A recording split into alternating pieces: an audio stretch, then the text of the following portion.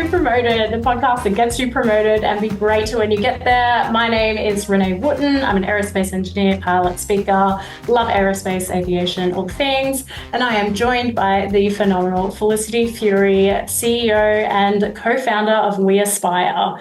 Felicity, we're back with another hot topic. What have you got for us today? Yes. Hey, Renee. Great to see you as always. Love the intro. Phenomenal. I don't think I've been called phenomenal, Felicity Fury. There's a lot of foot sounds in there. I love it. Alliteration. This topic came up for me this week, actually. It was one of the people in our programs, one of the amazing leaders that we have. We've run this awesome program actually in construction. We've had 10 out of the 15 people in the program be promoted, which is super duper exciting to see.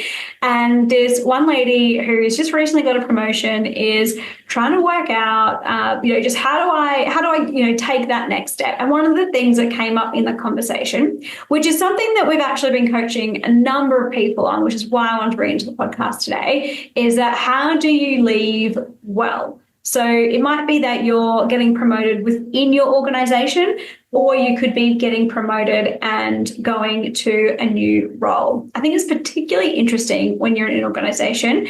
And for this person, they were going from one project to a new project. And this is a major project. It's actually pulling a lot of resources in the company. And so there's a bit of tension in that relationship, because it could be a bit awkward for her current team that she's going into this new role, like she's going to be kind of leaving them. And it's interesting too, because this role that she's in, she actually really loves. She's really enjoying the role, but this is giving her new opportunities to build new skills. So I've had this situation personally where I've had to think, I've wanted deliberately to think about leaving well. So I thought it could be helpful for our listeners today. Renee, you've changed roles a few times, like we've spoken about on a previous episode. How do you leave well? I feel like it's leaving well is like the last couple of kilometers in your marathon or your half marathon, where I'm just like, my mantra is like, finish strong, finish strong, finish strong. Absolutely. And it can be hard to do that.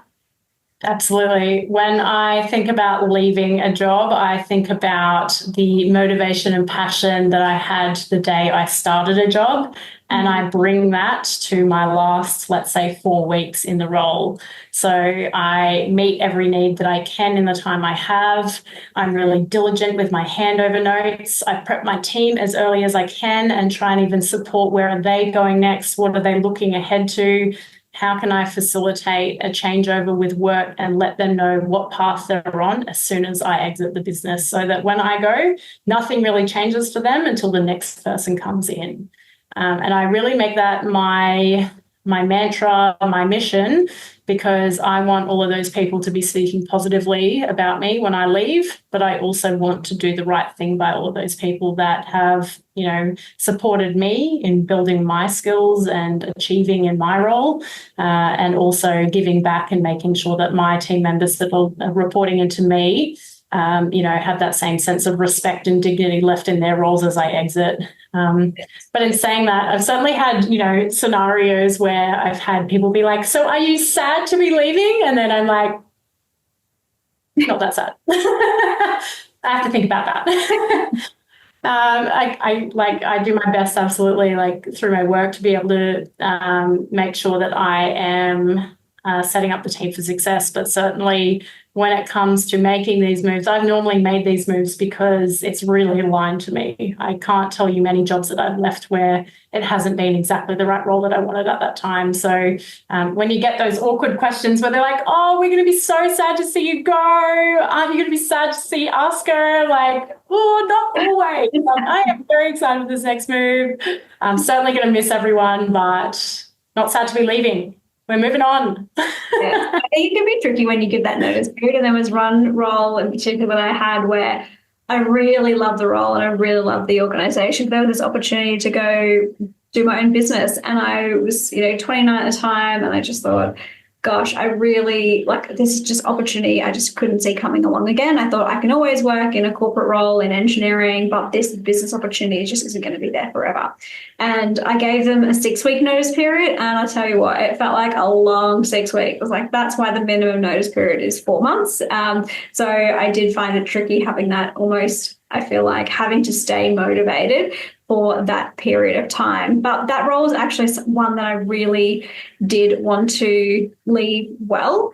And how it was actually one of the dream company that I wanted to work for since I was at university. And how I connected with the company was actually through their CEO. So their CEO messaged me on LinkedIn about some of the charity work I was doing. We were having a conversation about that. And it just so happened that I was also moving to Sydney and looking for a new role. And he very generously shared my CV. He said, obviously you can't promise anything, but I can introduce you to a couple of people. And I remember when I resigned, I made a deliberate job of telling people first that I'd resigned because I wanted to keep those key relationships, because I really valued the company, and not like I hadn't valued previous employers, but I really wanted to, I just had so much respect for the people there and really wanted to do a good job of leaving. So I actually thought about all the key relationships I had within the organization. I wrote them down. I wrote them a card. I personally met a number of them to say I'm leaving. I didn't want there to be any surprises. And I sat down with the CEO too. And I got to say, I was bawling my eyes out in his office. And he was so kind. He said, the reason that you're crying is because you care. And I was like, I do care. It's so nice. And he's still an incredible mentor. I spoke to him 2 weeks ago. We have a fantastic relationship, and he's on the We Aspire advisory, which I'm very grateful for. So yeah, it was interesting. It was the first time I'd really stopped to think about not just around the job, but also around those key relationships. And the more I've worked in my career, the more I've realized it's actually a really, really small industry. And so it's important for me personally to maintain those relationships. So even though I've left the organization, I still feel like, and I still do have ongoing relationships just by putting in a little bit of extra thinking and considering how could I make this the best way to leave possible. I love that. And actually, as you've been speaking, the advice I just gave around not that sad about leaving, actually, there's been numerous roles where it's been really sad to leave for that very reason, because the people are just exceptional. And to that point, I spent just over a year at Western Sydney Airport, and still, now that I'm at LanzaJet, I love my job so much, love the people that I'm working with, but certainly have the fondest memories of my time at Western Sydney Airport and the exceptional talent and people that I worked with there.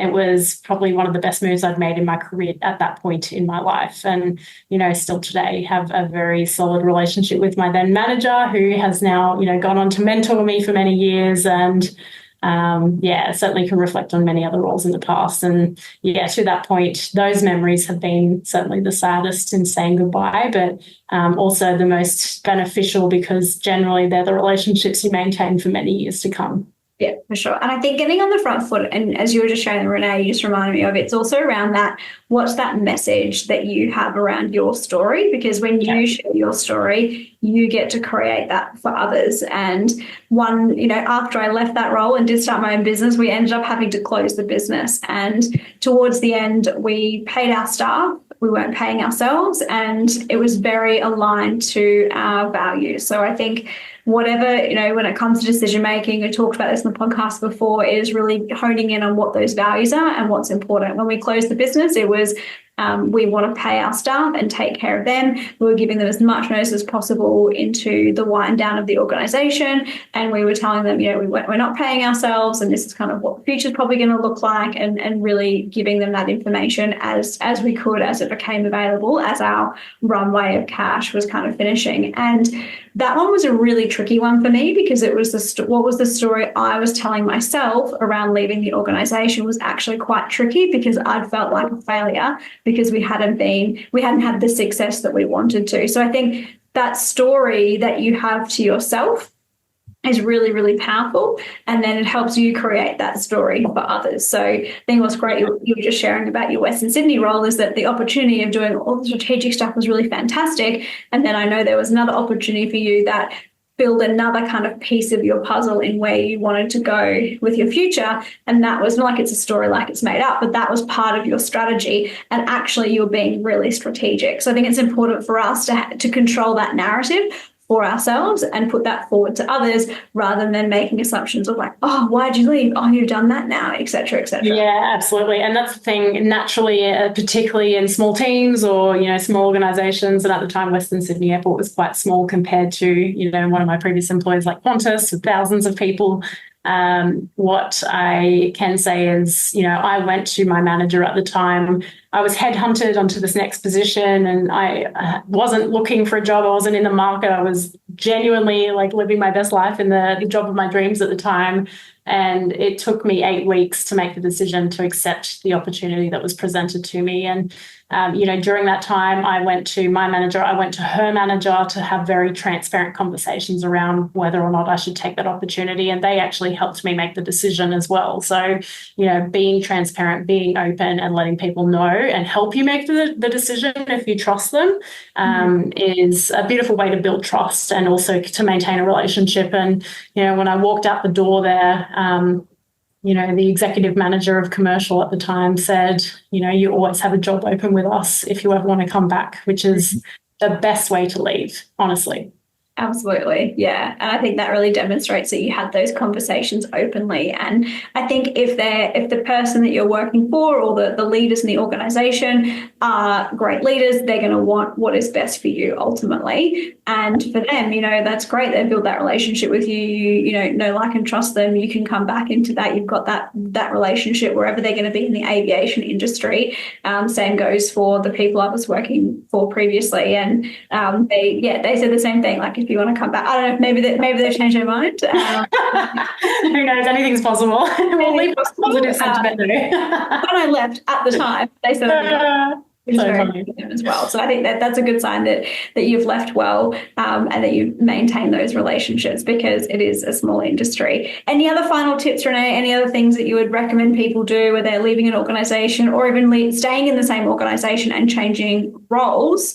What are the final key things that you think people should think about? Well, I would just say communication is key and being transparent. And if you don't leak your story to numerous people, tell the key people in your team that need to know. And generally that's only your manager and their manager because they need to start thinking about recruitment. And that's the initial conversation. But then, when you're looking to tell people in your team, make sure you tell everybody at the same time because it's always an awful experience to, one team member comes to you as a peer rather than you hearing from your manager that they're leaving because you've told somebody because you've got a closer relationship with them over somebody else. So making sure that you have a really clear communication plan with your manager about how you're going to communicate to your teams, to your stakeholders, to your clients, if you're a consultant, whatever it is.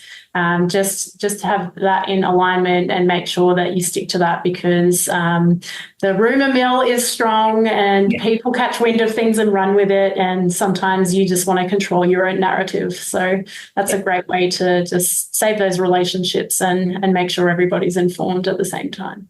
Totally, yeah. It just takes a minute to stop and think and come up with a bit of a plan. I think my takeaway would be no surprises. That's always a helpful one for me to think about. Who could be surprised? Who am I going to blindside with this? It's not just for leaving roles. We think about this a lot with our clients of there's no surprises. What do we need to be in terms of our communication to be open and transparent and then create that story first so that they're not getting surprises where they're in a meeting and they're getting blindsided. So, yeah, I think that's a really, really valuable one, setting those boundaries for people. And, yeah, no surprises. Thanks, Renee. Another great episode. Let us know if this has been helpful. If there's anything you want to hear on this podcast, send Renee and I a message on LinkedIn. We'd love to hear from you. And very soon we're going to be launching our free one-day leadership training event, which is going to be happening in February in Brisbane. Check out our website, weaspire.education for all the details. We would love to see you there in person and support you in your leadership journey. Thanks, Renee. We'll see you in the next one. See you in the next one. And a very last minute call out to say, please subscribe to the podcast. The more viewers we have, the more amazing content we can bring your way. So don't forget to tick the button and you'll get the recent downloads as we publish each week as well. Great shout out. Thanks for listening and see you in the next one.